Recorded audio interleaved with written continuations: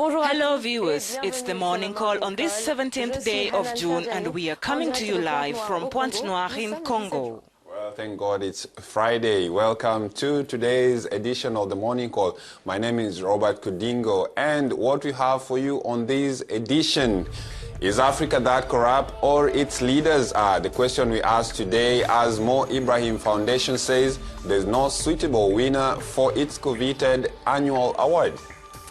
The devaluation of the Nigerian naira is Africa's biggest economy, ready to bow to the pressure. We speak to an economist about this later on.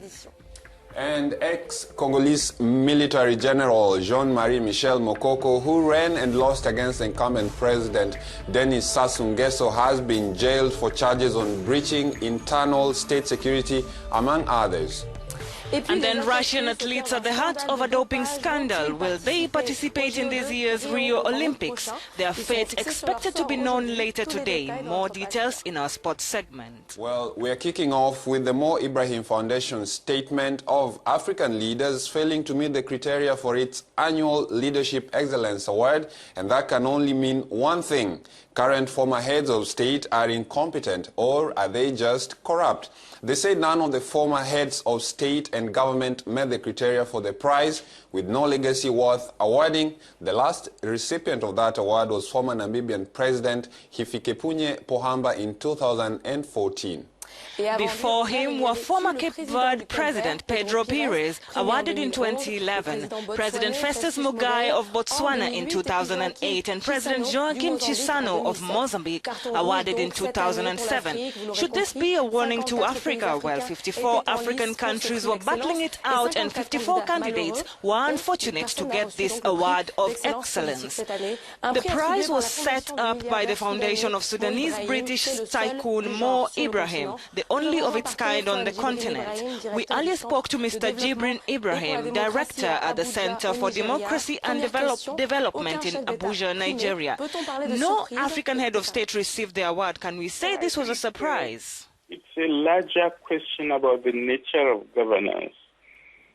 In most African countries, transparency and accountability mechanisms are very weak.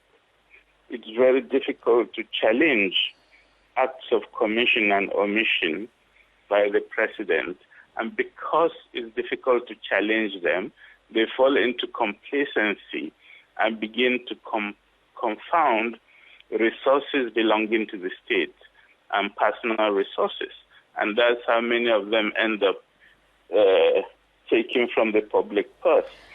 Only 4 African heads of state elected since 2006. Has the organization raised its standards way too high, or should governance in Africa be reviewed once more?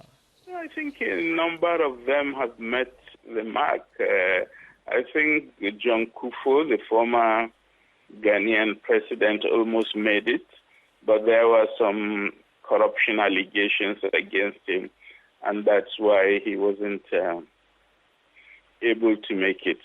The other fact of the matter is that maybe $5 million, I mean, it's a lot of money in principle. For many African presidents who are able to steal hundreds of millions of dollars, it's not really very attractive to change their behavior because of $5 million.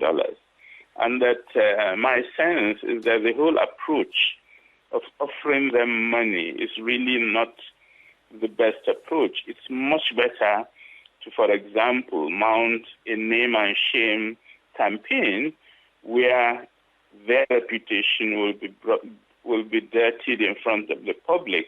The point I'm making is that since this governance index is looking specifically at the performance of the president, then there should be